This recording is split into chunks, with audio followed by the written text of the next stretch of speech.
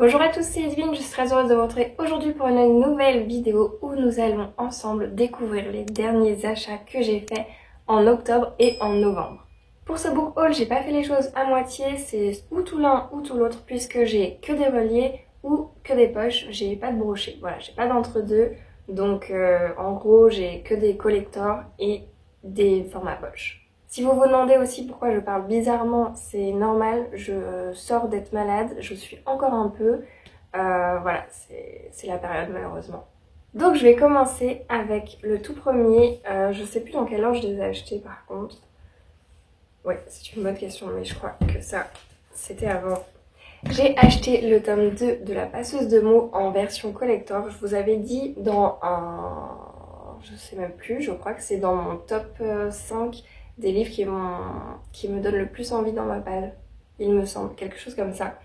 Celui-ci, j'attends de commencer la saga. J'attends vraiment d'avoir tous les tomes dans la même édition pour pouvoir commencer la saga.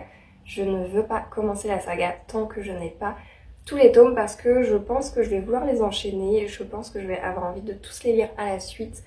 Et je me rends compte aussi avec le temps que de toute façon, quand je m'arrête au milieu d'une saga comme ça, j'aime moins en fait la saga, j'ai moins tendance à y retourner.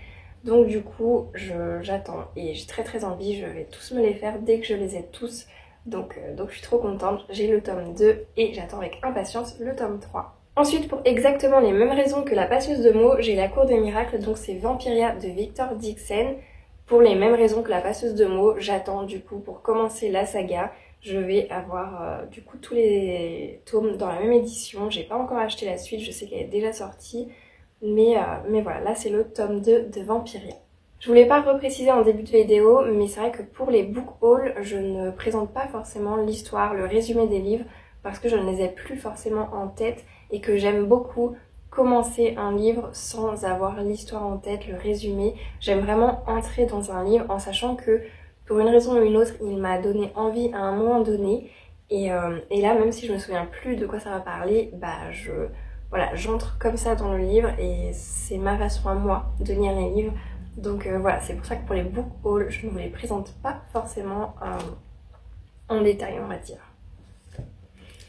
Donc le troisième achat que j'ai fait, c'est l'or d'Alexandra Bracken aux éditions de Saxus. Vous savez, c'est la nouvelle édition limitée. Ils ont ressorti un nouveau tirage avec une autre édition limitée. La première fois, je ne l'ai pas acheté. Je pensais l'acheter en brochet, très honnêtement. Il m'a donné envie, mais voilà, je me suis dit, celui-là, j'achèterai en brochet, c'est pas grave. Et cette réédition, finalement, m'a poussée à l'acheter tout simplement. Je me suis dit que c'est l'occasion, c'est peut-être un signe, t'as attendu et voilà, c'est peut-être le moment de l'acheter pour le découvrir, j'espère, en 2024.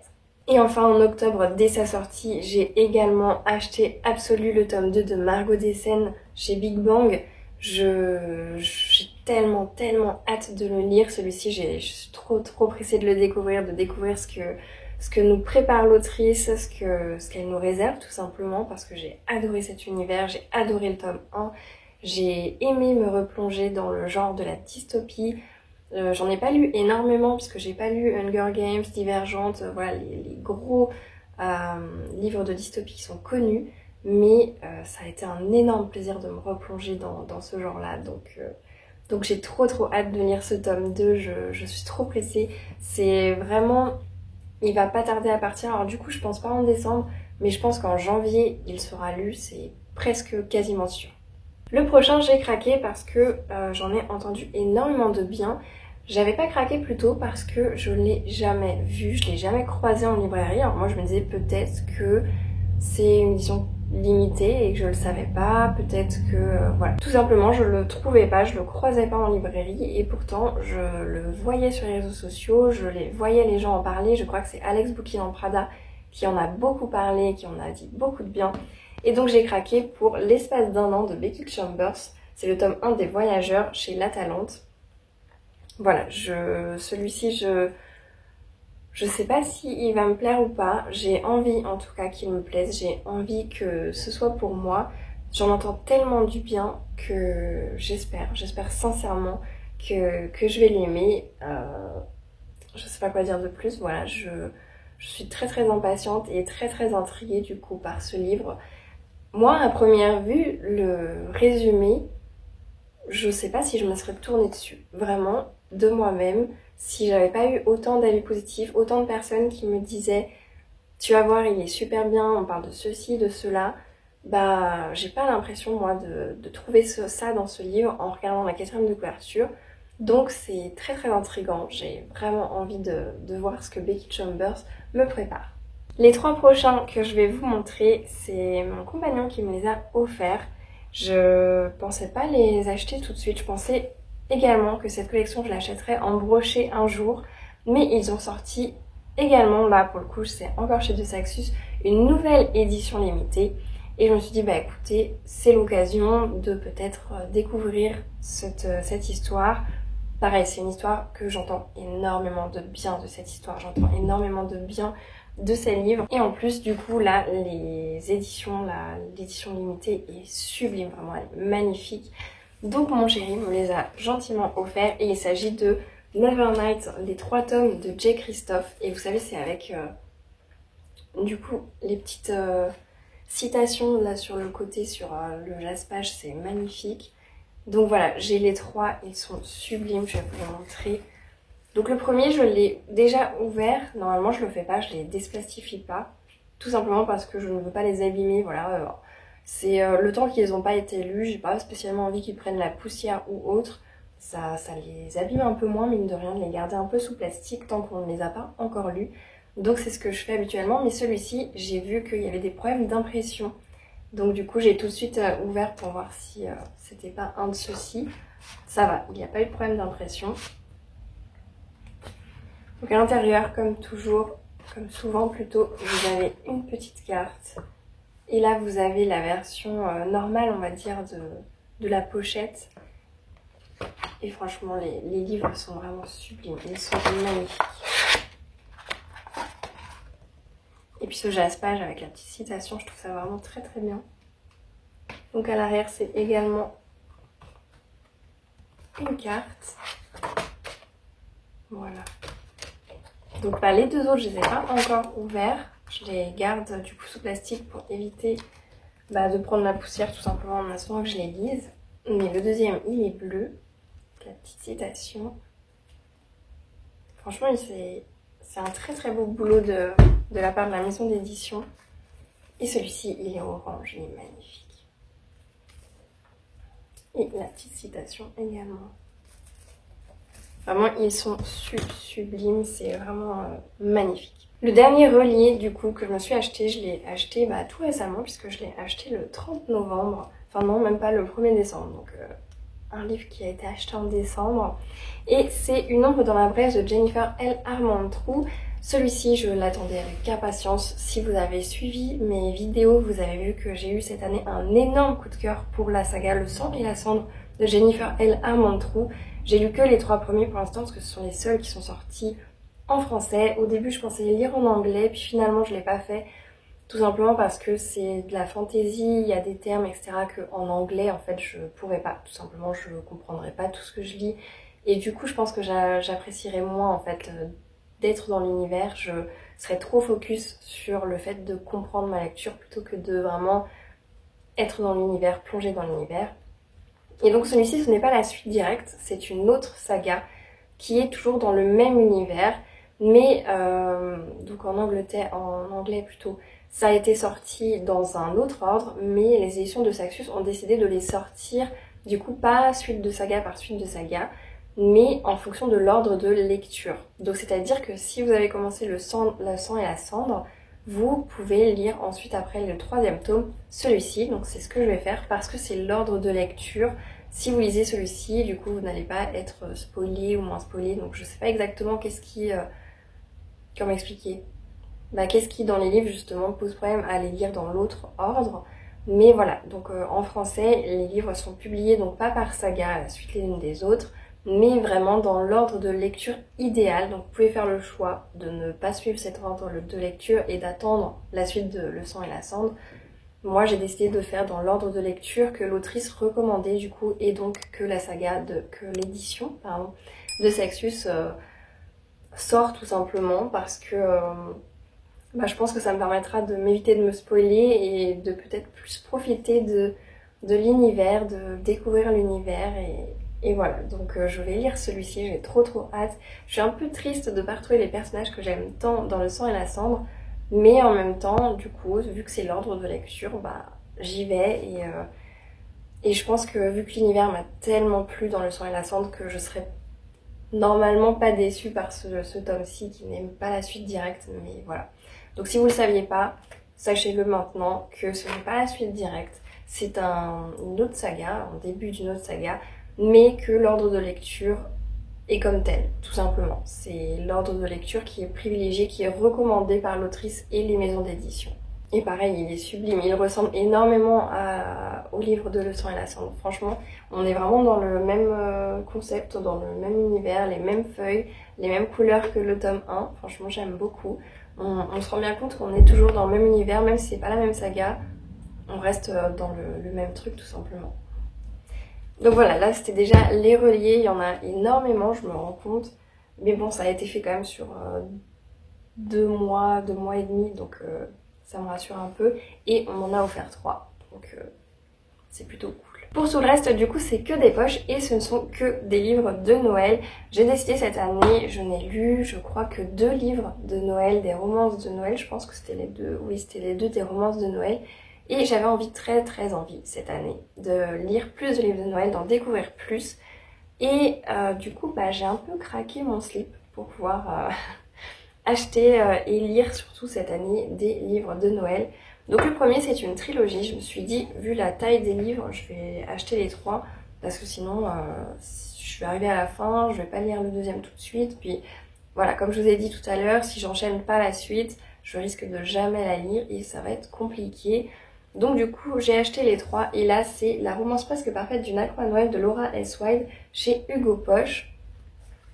Donc voilà, le tome 2 c'est sur le mariage et le tome 3 sur le bébé, du classique. Mais du coup, je sais pas, j'ai très envie de lire ces livres. Surtout le premier m'a vraiment beaucoup attirée. Les couvertures aussi, elles sont adorables.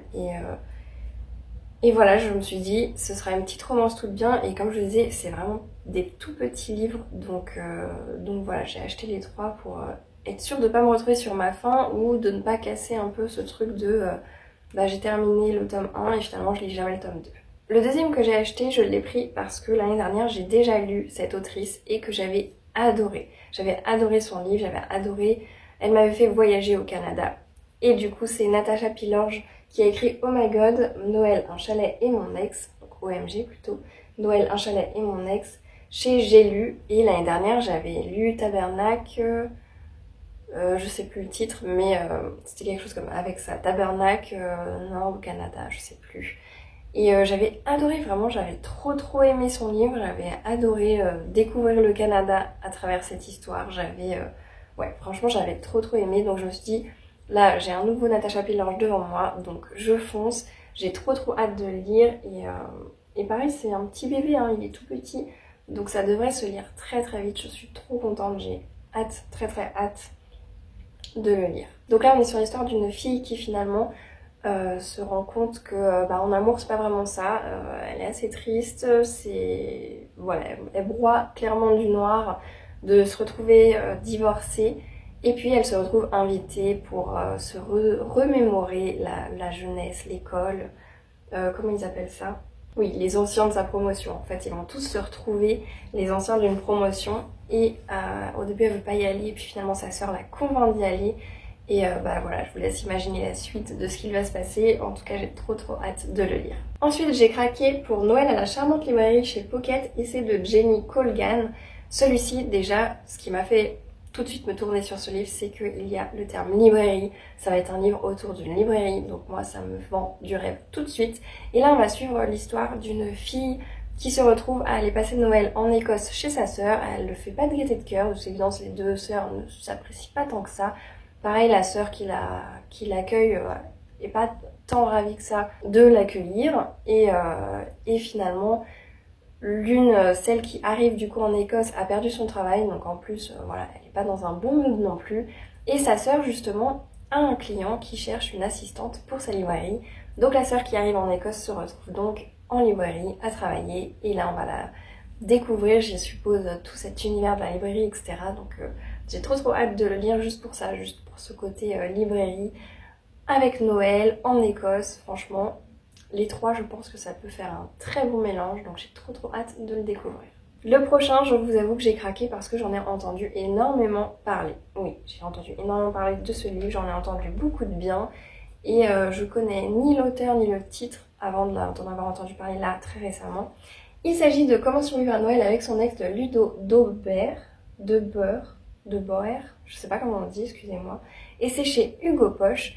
Et bah voilà, là j'ai craqué juste parce que j'en ai beaucoup entendu de bien, que du coup j'ai jamais lu l'auteur, donc c'est l'occasion de découvrir à nouveau une nouvelle personne en plus. Donc voilà quoi. Donc ici on va suivre l'histoire de Manon qui va se retrouver à passer Noël avec sa famille. Mais sa famille est plutôt lourde vis-à-vis du fait que, bah voilà, il s'occupe un peu trop de sa vie privée et notamment de sa relation amoureuse qui n'existe pas. Et donc là, elle s'est dit, ok, cette année, j'y vais, mais avec un faux petit ami, comme ça, on va me foutre la paix royale, ils vont être contents. Voilà, ne faites pas ça, mais là, c'est ce que Manon décide de faire. Sauf que le jour J, le faux petit ami ne vient pas. Voilà, il y a un micmac, il n'y a pas de petit ami finalement. Et elle tombe sur qui? Sur son ex. Donc c'est finalement l'ex qui va passer pour le petit ami actuel. Et donc voilà, va s'en suivre ce qui va s'en suivre. On va le découvrir, je l'espère en tout cas pour moi, en décembre. J'ai très hâte de découvrir ça. Je pense que la famille va bien me saouler à vouloir absolument à ce qu'il y ait un petit ami. Mais on va voir. C'est le genre de question moi, qui me dérange. Tout comme... vous savez, cette pression autour des enfants, c'est vraiment les deux trucs qui... C'est la vie des gens, on s'en fout. Donc voilà, j'attends de voir, j'attends de découvrir du coup la plume de cet auteur que du coup j'ai entendu que du bien. Donc à voir. Et enfin, le dernier, j'en attends énormément de bien également. Déjà parce que j'ai déjà lu l'autrice, mais dans un tout autre genre et que j'avais adoré.